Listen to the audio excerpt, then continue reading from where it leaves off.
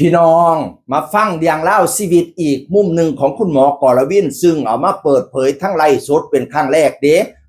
คลิปแรกนั้น49นาทีเว้าเรียงก่อนสิเป็นแพทย์เป็นหมอโอ้ยทุกยากปากบ้องพี่น้องยายละมุนซึ่งเป็นแม่เลี้ยงแล้วน่ะเลี้ยงแล้วอันอันขายดอกไม้ขายดอกพวงมาลัยแหมหาเงินส่งแพทย์ส่งหมอน่ะไปอยู่กรุงเทพกรุงไทยหุงข้าวกับหุงใส่กาต้มน้ำสุกแน่ใหม่แน่ก็กินแต่เขาเป่าๆเพราะได้ไปเรียนหนังสือยายกับน้ำมูลกับทรงให้เดือนละ500ตามความสามารถผู้เฒ่าแล้วกับปากกัดเตียนทีพี่น้องแต่ว่ายายละมุนนี่เป็นแม่เลี้ยงดีเพราะเป็นแม่แท้ๆพี่น้อง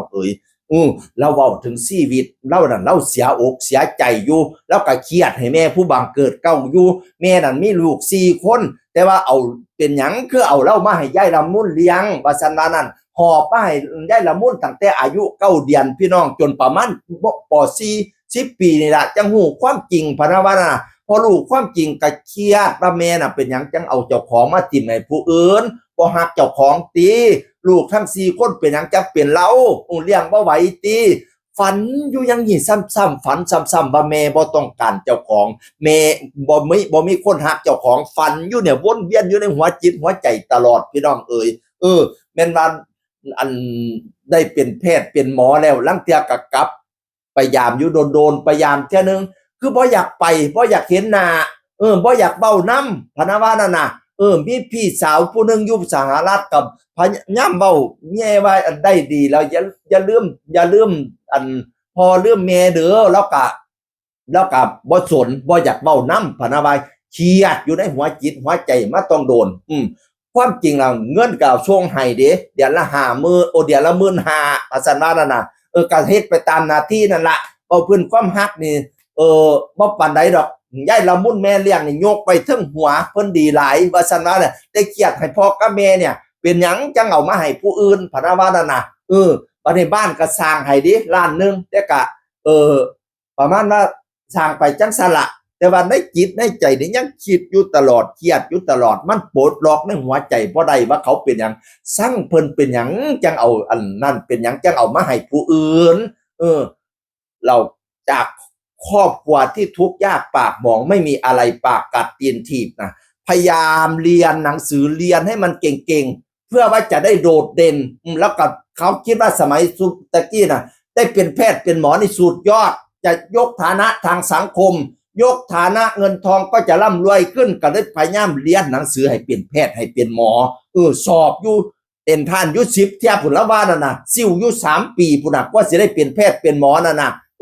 เพื่ออยากให้ยายละมุนนี่ภูมิใจให้ยายละมุนแม่เลี้ยงมีหน้ามีตาแล้วอยากให้ทั้งอันแม่อีหลีน่ะคือแม่ซื่นกับตาบุตรเนี่ยเป็นพ่อแม่อีหลีอยากให้ทั้งบุตรเสียดายเจ้าของที่ยกเจ้าของให้ผู้อื่น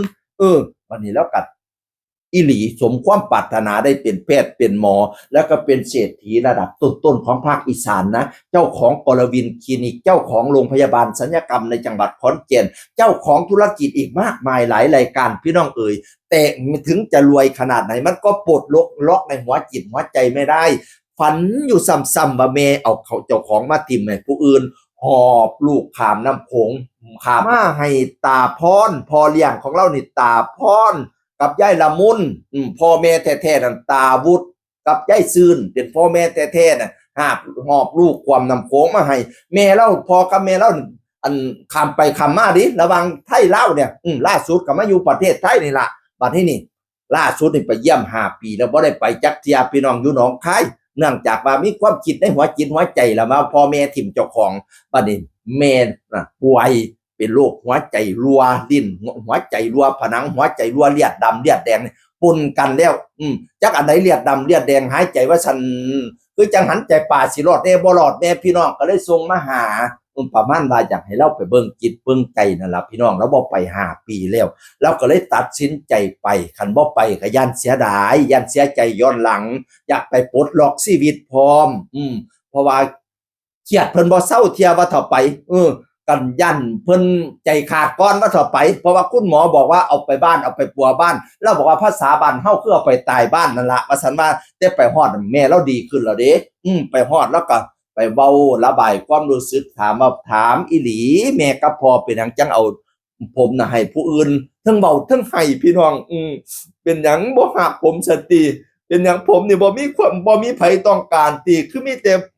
คือบ่มีคนหักคนหอมเป็นหยังจังยกให้ผู้อื่นผมเครียดอยู่บ่เซาว่าซั่นว่านั่นแม่แล้วก็ตะลิตนทั้งป่วยเนาะสิเครียดแม่เฮ็ดหยังว่าซั่นว่านั่นน่ะก็เพิ่นมาขอตาอันพ่อเลี้ยงนะครับเป็นอ้ายพี่น้องเอ๋ยแล้วก็ว่าลูกผู้อื่นนั่นเขามาให้ก็บ่เอา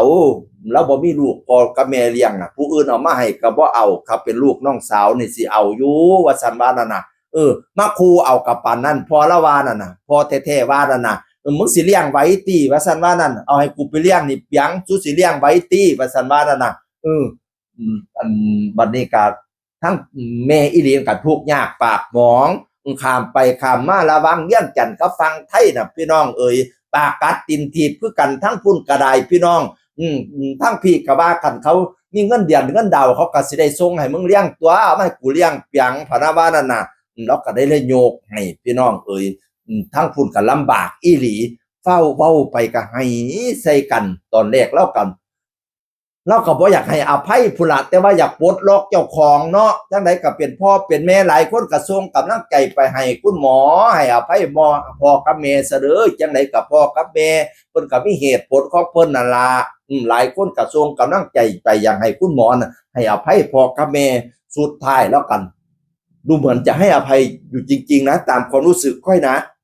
แล้วก็กราบขอขมาพ่อขอขมาแม่แล้วก่อนขออโหสิกรรมแด่แม่เด้อบ่ให้มีเวรกรรมต่อกันพะนะว่านั่นน่ะแล้วก็ไปกราบอโหสิกรรมต่อพ่อพี่น้องเอ้ยพ่อเรานี่ความจริงเป็นอัลไซเมอร์เด้คนยางไกลๆมานี่จำก็บ่ได้พะนะว่ากินข้าวซี่คาบก็ว่าเจ้าของบ่ได้กินเที่ยบัดนี้นี่ไปเห็นลูกชายหมอไปแล้วกอดแน่นอิ้งๆจำลูกชายหมอได้เสยเนาะมันเป็นความสัมพันธ์ทางสายเลือดเนาะจำได้เสยผู้ลังคนโอ้ยไกลไปไกลมาจื้อกับบ่ได้พะนะว่านั่นน่ะถ่ายรูปเฮียงกันกับอ้ายเนาะ